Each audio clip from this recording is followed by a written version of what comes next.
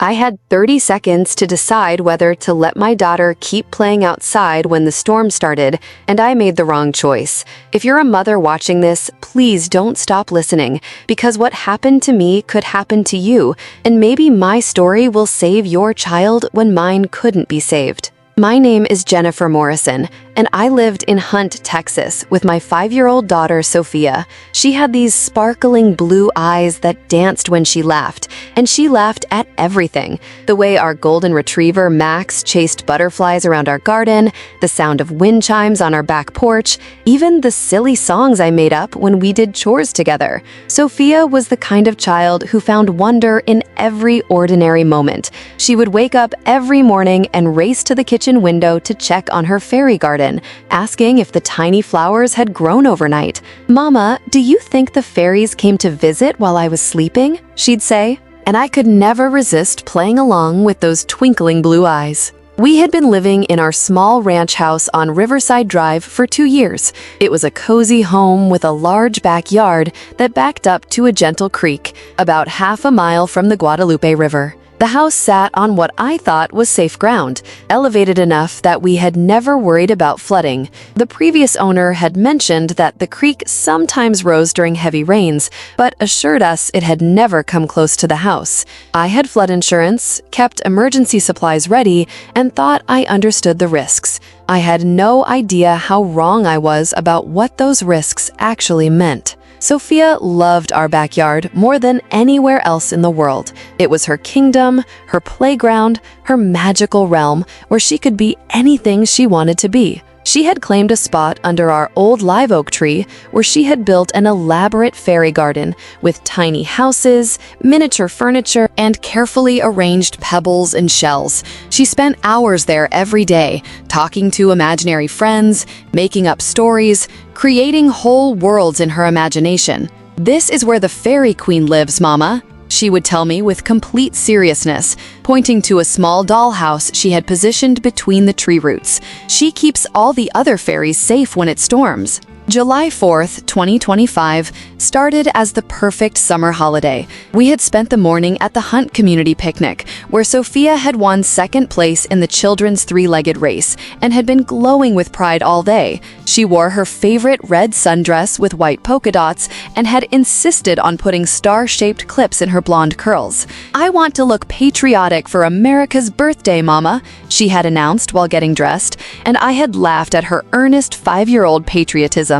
The weather forecast that morning had mentioned possible afternoon thunderstorms, but in the Texas Hill Country, that was completely normal for summer. We drove home around noon so Sophia could play in her fairy garden while I prepared snacks for our evening plans to watch fireworks. She was chattering excitedly about the picnic and planning what new additions she wanted to make to her garden. "I think the fairies need a swimming pool, Mama," she said as we pulled into our driveway. "A tiny one made from a bottle cap with real water." I spent the early afternoon doing household tasks while keeping an eye on Sophia through the kitchen window. She was in her element in the backyard, completely absorbed in her fairy world, moving tiny furniture around and having animated conversations with characters only she could see. The sight of her playing so peacefully and happily was one of those perfect parenting moments that you want to freeze in time forever. Around 2 o'clock, I noticed clouds building in the distance, but they didn't look particularly threatening. Sophia was having such a wonderful time in her garden, and the air was still warm and pleasant. I made the decision that would haunt me for the rest of my life. I decided to let her keep playing outside while I started preparing our holiday dinner. "Sophia, honey," I called through the back door, "those clouds look like they might bring some rain. Do you want to come inside?" She looked up from where she was arranging tiny flowers around a miniature fairy house, her face scrunched in concentration. "Can I stay out a little longer, Mama? I'm making a special Independence Day celebration for the fairies, and they're not done getting ready yet." I looked at the sky again. The clouds were still distant, and Sophia was so happy, so perfectly content in her magical world.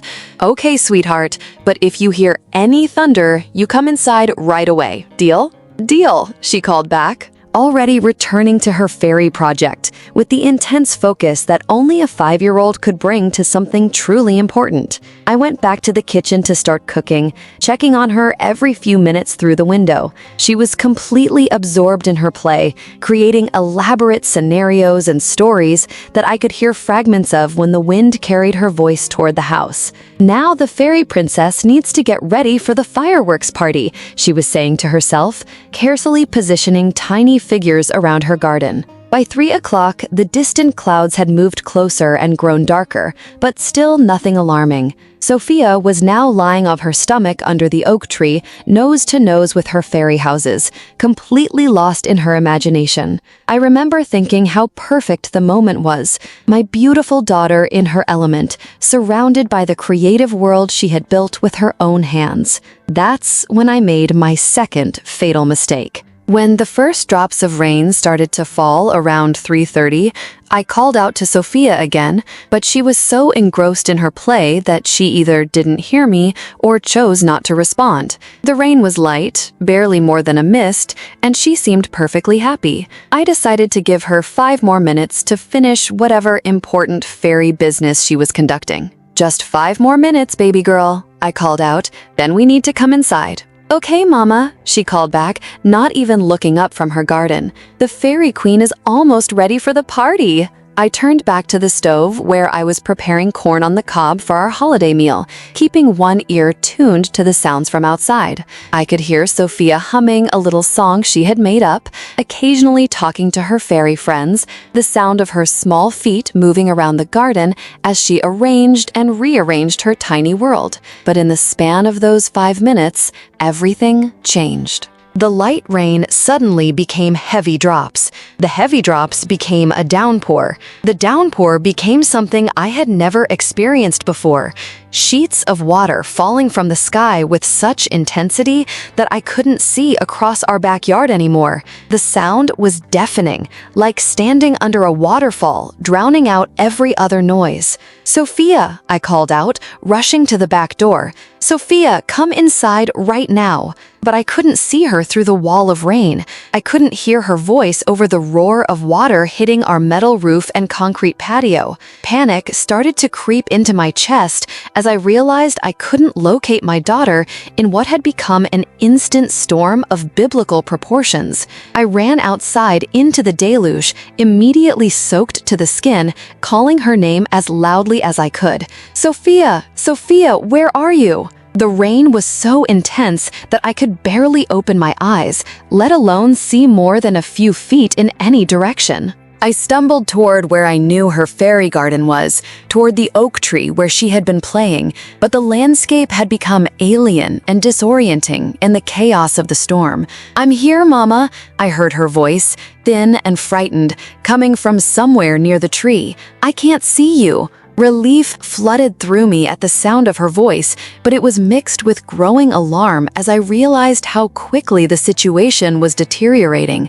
The creek behind our house, usually a gentle trickle barely 6 inches deep, was already starting to swell with runoff from the sudden downpour. "Stay where you are, baby. Mama's coming," I shouted, fighting my way through rain so heavy it felt like walking through a car wash. I could hear her crying now, scared and confused by the sudden transformation of her peaceful playtime into this frightening chaos. When I finally reached the oak tree, I found her huddled against the trunk, soaking wet and trembling. Clutching one of her tiny fairy houses to her chest, her red sundress was plastered to her small body, and her star hair clips hung askew in her wet curls. "Mama, I'm scared," she sobbed, reaching her arms up to me. "The water is coming into my fairy garden." I scooped her up immediately, holding her tight against me as I looked around in growing horror. In the few minutes it had taken me to reach her, the creek had risen dramatically. What had been a harmless stream was now a rushing brown torrent, and water was beginning to spread across the lower part of our backyard. "It's okay, sweetheart," I said, trying to keep my voice calm even though my heart was racing. "We're going to go inside right now and wait for the rain to stop." But as I turned to carry her back to the house, I realized we had a problem. The water was rising faster than I had thought possible, and our path back to the house was already partly flooded. What had been solid ground when I came out to get her was now a shallow but swiftly moving stream. I started toward the house anyway, carrying Sophia in my arms, but each step became more difficult as the water got deeper and the current stronger. The rain continued to pour down with unrelenting intensity, and I could hear something that made my blood run cold, the sound of much more water coming from upstream, a roar that suggested a gentle creek was becoming something much more dangerous. "Mama, why is there so much water?" Sophia asked, clinging to me and shivering in the cold rain. "It's just a big storm, baby," I said, struggling to maintain my footing as we moved through water that was now up to my knees. "We're going to be safe inside the house." But even as I said it, I was beginning to doubt whether we could make it back safely. The current was getting stronger, and I could see debris, branches, leaves, things I couldn't identify, being swept along by the rushing water. Our backyard had become a river, and we were trapped in the middle of it. That's when I heard the sound that still haunts my nightmares, a roar like a freight train, getting louder and closer by the second. I looked upstream toward the hills and saw something that defied belief, a wall of water at least 6 feet high, carrying trees, parts of houses, and debris from upstream, heading directly toward us. The Guadalupe River, fed by torrential rain across the entire watershed, had exceeded its banks and was sending a devastating flood surge down every creek and drainage in the area. Our peaceful little stream was about to become part of that destruction. "Hold on tight, Sophia," I screamed, knowing we had seconds before the wall of water reached us. "Hold on to Mama as tight as you can." I looked around desperately for something to grab onto, something that might save us from being swept away. The oak tree was too far away now. We had moved too far from it, trying to get back to the house. There was nothing within reach except open ground that was about to be underwater. The flood surge hit us with the force of a demolition ball. One second, I was standing in knee-deep water holding my daughter, and the next second, we were both tumbling through a chaos of debris and rushing water that picked us up like toys and carried us away from everything familiar. The water was shockingly cold and filled with objects that battered us as we were swept along. Tree branches, pieces of fencing, things I couldn't identify in the muddy chaos. I fought desperately to keep hold of Sophia, to keep both our heads above the surface, but the current was incredibly powerful, and the water was deep and turbulent. Every time I managed to get a breath and look around, we had been carried farther from our house, farther from safety, deeper into a landscape that looked like a war zone. "Mama!" Sophia screamed during one of the brief moments when we were both above the surface. "I can't swim good enough." "I've got you, baby," I screamed back, though I wasn't sure if either of us could hear the other over the roar of the flood. "Don't let go of me." But the water was too strong, too chaotic, too filled with debris that kept slamming into us and disrupting our grip on each other. I could feel her small hands slipping from mine every time a piece of debris hit us or the current pulled us under. She was trying so hard to hold on, but she was only 5 years old, and the flood was more powerful than anything either of us had ever imagined. The last time I saw her clearly, we were being swept past what had been someone's barn, now partially collapsed and sitting in the middle of what looked like a brown lake. Sophia was about 10 feet away from me, struggling to keep her head above water, still clutching that tiny fairy house to her chest. "Mama, help me!" she cried. And I could see the terror in her blue eyes, the same eyes that had sparkled with such joy that morning when she won her ribbon at the community picnic. I fought with everything I had to reach her, swimming against the current, pushing aside debris, screaming her name.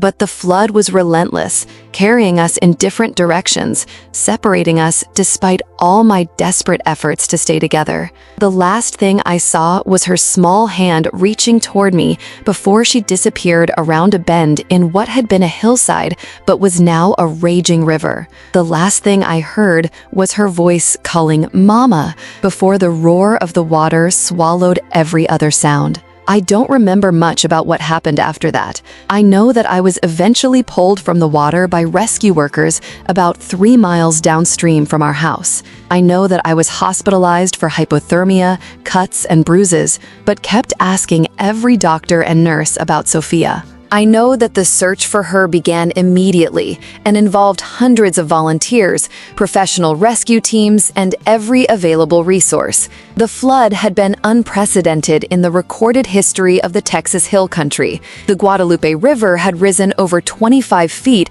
in less than 2 hours, fed by rainfall that meteorologists would later describe as a 1,000-year event. More than 130 people died in that flood, including dozens of children. For 5 days, search teams combed the flood zone looking for Sophia. They found pieces of our house scattered over miles of countryside. They found parts of her fairy garden, tiny furniture, and miniature decorations that had somehow survived the destruction. Each discovery gave me a moment of hope, thinking that if her toys could survive, maybe she had found a way to survive too. On the morning of the 6th day, they found her. She was caught in a tangle of debris near a bridge about 8 miles downstream from our house. She was still wearing her red sundress with the white polka dots, though the star clips had been lost somewhere in the flood. She was still holding that tiny fairy house, clutched so tightly in her small hand that the rescue workers had to gently pry her fingers open to remove it. The medical examiner said she had drowned, that it would have been quick because the cold water and the chaos would have overwhelmed her small body rapidly. But knowing that didn't make it easier. Nothing could make it easier. Nothing could change the fact that I had let my 5-year-old daughter play outside as a deadly storm approached, that I had prioritized her happiness over her safety, that I had failed to recognize the signs of mortal danger until it was too late. The investigation into the flood revealed that it had been caused by an extraordinary convergence of weather systems that brought several months' worth of rain to the hill country in just a few hours. The rainfall totals were unprecedented. The river levels were record-breaking, and the speed with which the flooding developed caught everyone off guard. But no amount of meteorological explanation could change the fundamental truth. I had made a choice to let Sophia stay outside when storm clouds were gathering, and that choice had killed her. In the months after her death, I replayed those final hours over and over in my mind. What if I had insisted she come inside the moment I saw the first clouds? What if I had gone out to get her as soon as the light rain started? What if I had been more aware of how quickly storms could develop in our area? What if I had understood that our proximity to the creek made us vulnerable in ways I had never considered? Most painfully, what if I had put safety before the innocent joy of a child playing in her magical fairy garden? The what-ifs became a form of torture, an endless loop of scenarios that always ended with Sophia still alive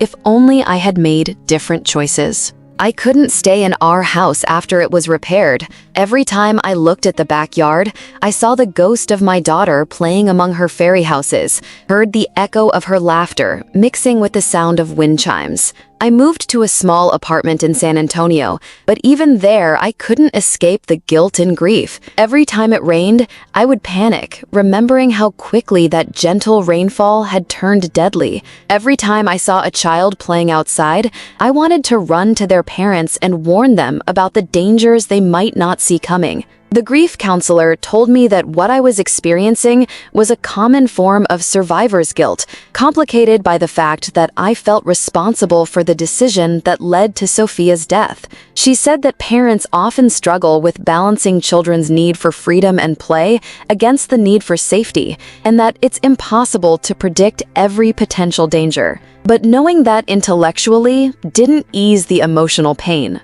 I had let my daughter play outside as a storm approached because I wanted her to be happy, because her joy in her fairy garden seemed more important in the moment than abstract concerns about weather. I had prioritized her immediate happiness over her long-term safety, and she had paid the ultimate price for my poor judgment. The turning point came about 8 months after the flood, when I received a letter from Sophia's kindergarten teacher, Mrs. Rodriguez. She wrote to tell me about conversations she had had with Sophia during the school year, about how much Sophia had talked about her fairy garden and how proud she was of the magical world she had created. Sophia told me that her fairy garden was where she felt closest to magic, Mrs. Rodriguez wrote. She said that when she was there, she could make anything happen, solve any problem, create any story she wanted. She was so proud of sharing that space with you,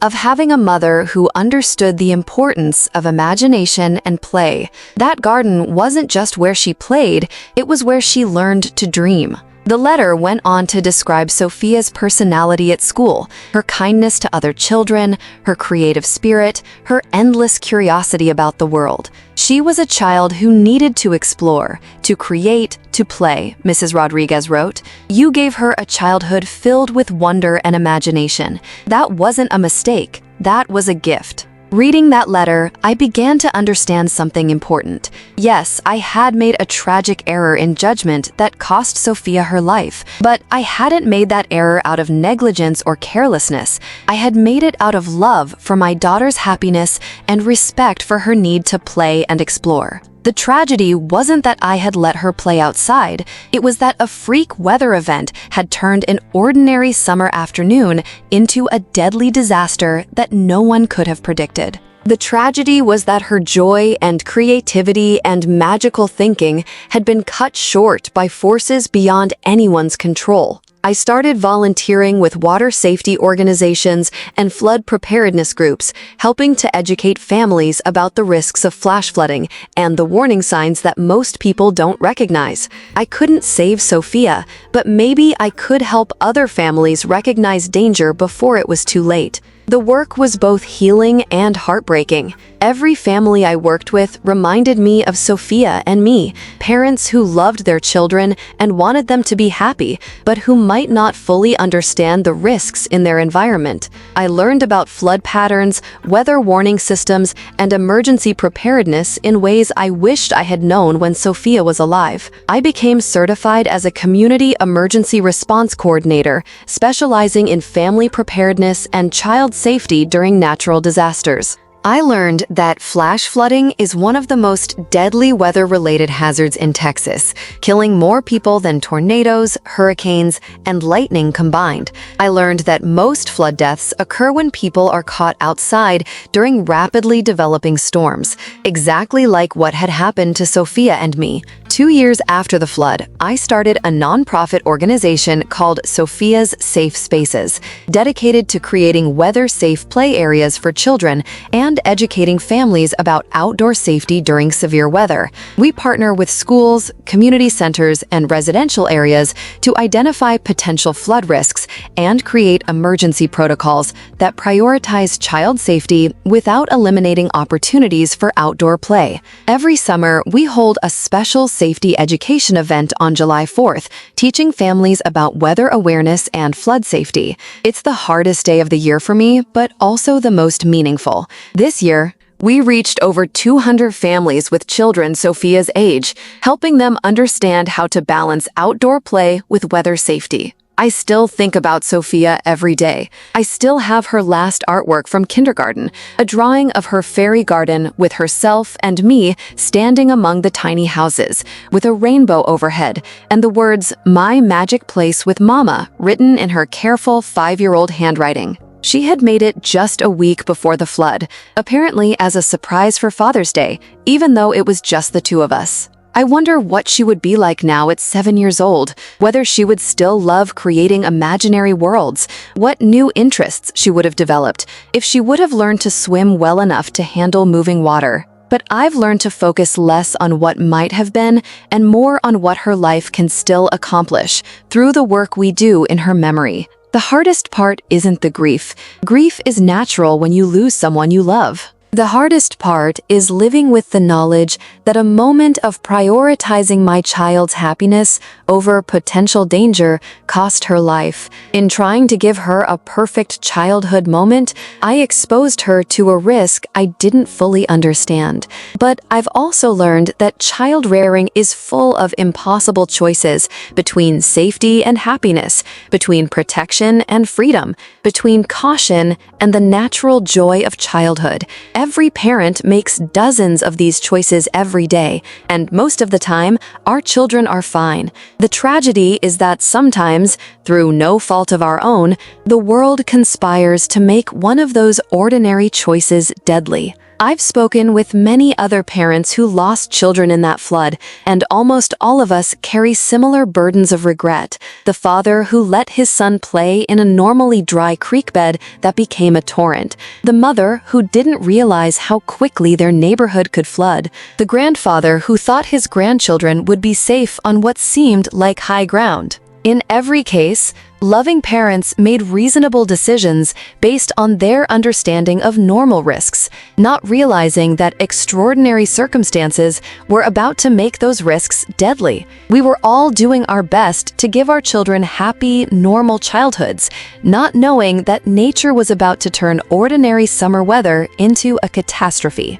What I've learned is that emergency preparedness for families with children isn't just about having supplies and evacuation plans, it's about understanding the specific risks in your environment and teaching children how to respond to rapidly changing conditions. It's about creating systems that protect children's safety without destroying their sense of wonder and freedom. Most importantly, it's about recognizing that severe weather can develop much faster than most people realize, especially in areas prone to flash flooding. The difference between a normal summer storm and a deadly flood can be a matter of minutes, and by the time the danger is obvious, it may be too late to reach safety. If you're a parent living in an area with any flood risk, please learn from my mistake. Understand your flood zone, know your evacuation routes, and have a weather radio that can alert you to rapidly developing conditions. Most importantly, establish clear rules with your children about coming inside immediately when you call them during severe weather,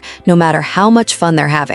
Don't wait for storms to look dangerous. They can become dangerous faster than you can react. Don't assume that because your area has never flooded before, it can't flood now. Don't prioritize your child's immediate happiness over their safety when weather conditions are uncertain. The work I do now has taken me all over Texas and beyond, teaching flood safety and helping communities develop better warning systems for families with children. In every community I visit, I share Sophia's story and emphasize the importance of quick response to weather warnings, especially for families living near any kind of waterway. I always end my presentations with the same message: love your children enough to sometimes disappoint them in the interest of their safety. It's better to have a child who's temporarily unhappy about coming inside than a child who's caught outside when conditions become deadly. Sophia trusted me to keep her safe while she played in the magical world she had created.